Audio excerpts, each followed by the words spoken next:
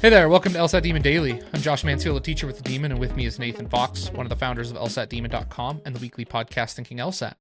Our email is from Dan with LSAT admissions prep for, quotes, older, experienced student. Dan says, hello, I've been listening to your podcast and YouTube for a few weeks after I decided to go through with and attempt a very lifelong goal of going to law school. I got out of the Marine Corps in 2003 and went into law enforcement with a goal of eventually attending law school and becoming a lawyer. I never made the jump to law, and now, over 20 years later, at 44 years old, I decided now is the time to at least try. I have a 3.8 undergrad GPA.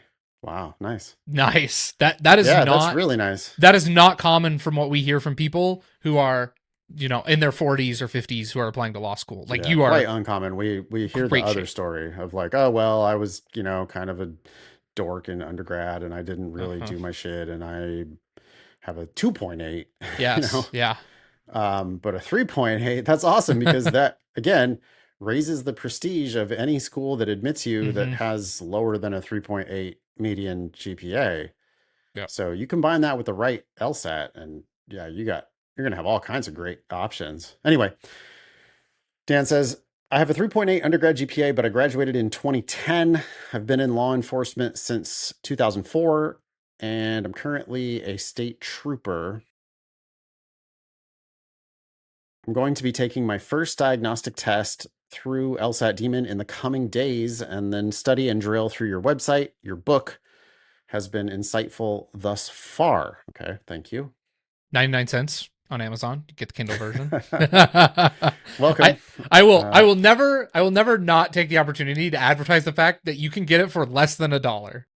For the Kindle version. For the Kindle version. Yes. Yeah. Yep. We got the audiobook coming out soon. I think that's going to be free on some platforms and as cheap as possible on Amazon. If you do want a print version of the book, $6.27. That's the cheapest that Bezos will let us sell it. Glad it's helpful. And welcome to the Demon. I think you're in the right place. Happy to have you, Dan. Okay, so Dan continues. My law school of choice has a 75th percentile GPA and LSAT of 3.75 and 160 respectively. Josh is laughing. Why? He's above the 75th percentile on the GPA. On the GPA already. Yeah, great, Dan. I feel like there are so many candidates who like decide that they're going to like pursue this goal of law school and are just in like miserable shape with GPA. They've not done any with the LSAT, and they, their career wasn't anywhere tangentially related to law. And Dan is like the poster child for like non-traditional student wants to go back to law school. Oh, his story makes perfect sense. This whole thing makes perfect sense. Yes. They love people that were in the armed forces. The cops are great. Cops is obviously related to the law. Yes. You're going to be employable. And you've got the numbers. And you've got the numbers. I mean, you don't have the LSAT yet, but I see no reason why you're not going to get the LSAT. So no, I mean, Dan, you could go to really good schools for free. Okay, so anyway, Dan continues and says, law school has a 75th percentile GPA and LSAT of 3.75 and 160. You don't really even need to pay attention to the 75th percentiles, by the way. I mean, the median LSAT and GPA is where you should be really looking. Sure. Also, maybe raise your standards, dude, because you've got such good grades. I just want you to apply broadly. And this law school of choice, frankly, it could be beneath you. Right. I know you think it's great. You love it for whatever reason, but... Well, and there's a question, does Dan have kids? Does he have a mortgage? Sure. Right. Yeah. But if you got other in the region, look higher. Apply broadly. Yeah. At least leverage those offers, even if you don't plan to go to other schools. Okay. Dan says, if all goes well, I intend to apply for the fall 2027 cycle. Okay, great. So taking your time. Yep. You're going to apply next September 26 to start in fall of 27. That's great. Dan says, I will take the LSAT when I know I'm ready to get a good score.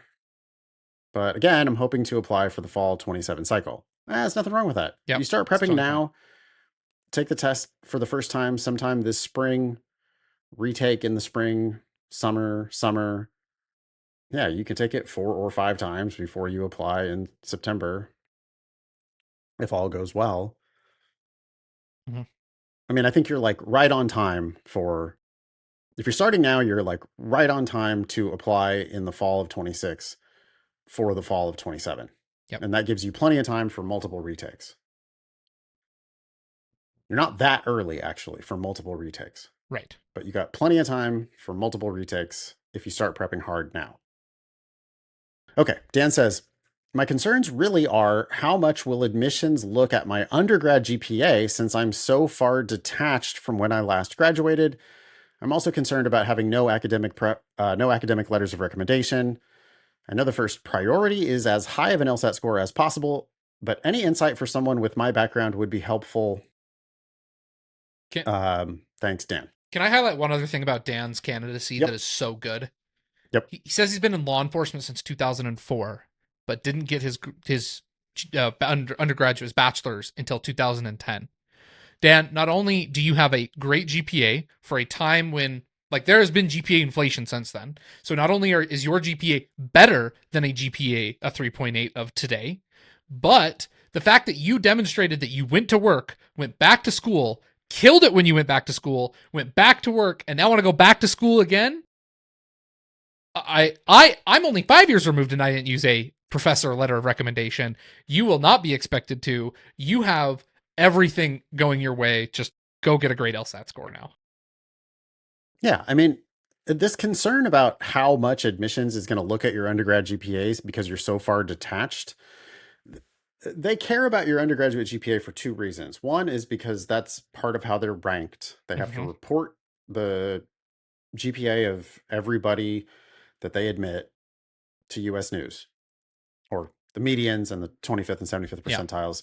Dan's in good So, shape there. oh, you're raising the prestige of the Yes. school because your GPA is above the, I mean, it's not even above, just above the median, it's above the 75th percentile of Right. the school that you claim is your law school of choice. I hope that you will raise your, just apply to a bunch of schools. Like let's Mm-hmm. Mm-hmm. apply to at least 10 schools so that you can get a range of offers back. But if your 3.8 is above the median at those schools, then there's no room on that report for how old the GPA is. So it just straight up raises the prestige of their school. You could have graduated in 1910 and it would still raise the prestige of their school. Mm-hmm. It's just a higher number. So it raises their median. And that's part of how they're ranked by US News. The other reason why law schools care about your GPA is that they want to be confident that you're going to be a successful student. Well, dude, you have good grades. You have better grades than the average of the people at their school. Then So 75% of people at that school. Yeah, and why do they give a shit? Someone just got out of whatever their school is and got a 3.6, and you got out in 2010 with a 3.8. Well, they're going to look at that and go, yeah, Dan's probably a better student than this one is. Yeah. Who cares how recent the GPA is? Now, I think that can be flipped if it's like a real old bad GPA. I can Right. see them discounting it maybe if you've got the right LSAT. Yeah. Yeah. But a real old good GPA, they're going to go, okay, Dan knows what it takes to get it done in school. Mm-hmm. Mm-hmm. And So I yeah, don't think you have anything to worry about here. I think Dan is a great candidate. Please, please, please, please. If for whatever reason your LSAT studying doesn't go as you expect, be willing to wait another year so that you can use all your attempts and get the best score that you possibly can. Yeah. Because you have such a great resume in every other way. Yeah. I don't think you'll have to. I think I don't that either. if you I don't either. work at it now, I think you're going to be taking the test for the first time in January or February or April. And then Mhm. you've still got time for tons of retakes, and you've still got plenty of time to apply early next cycle. Just, yeah, don't force it. I Yep. mean, don't register for any official test until you're happy with your timed practice test scores. Once you're happy with your timed practice test scores, register for your first official attempt and plan on taking it up to 5 times in a row, if necessary, until your official record shows the, better half of your practice record. Mm-hmm. And then you can declare victory and be done. But Yeah. you're going to be looking at multiple full ride offers to law school, Dan, if you apply the way we encourage you to. As far as not having academic letters of recommendation, who cares? Who cares? Don't. You're going to have great professional letters. Yes. If you're K through JD, you've never really had any real jobs, then yeah, you need academic letters, but you're going to have your sergeant, or I don't know what the cop ranks are, but you're going to have if you worked with somebody in like the county prosecutor's office who knows too. you well, that'd be great. Totally. Like, you've got options. You have options. Yeah. Go ahead. No, I was just going to say, apply with multiple. Your professional letters are going to look great, and combined with the right GPA, which you already have, and the right LSAT, which you can get, you're going to be a terrific applicant. Mm-hmm. Feel free to reach out to Damon on our team. Damon is our veterans liaison. He knows some resources and can help you in that regard if you were in the Marine Corps. And please, Dan, keep us in the loop about where you end up and how things go. What's the best way to find Damon? Through our Discord? Discord. He's very active on our Discord. The other way that's really easy, if you just want to send an email back here where you sent your question, Dan, at daily@lsatdemon.com. Anybody who sends an email to daily@lsatdemon.com wanting to meet up with Damon, we'll get you connected. Perfect.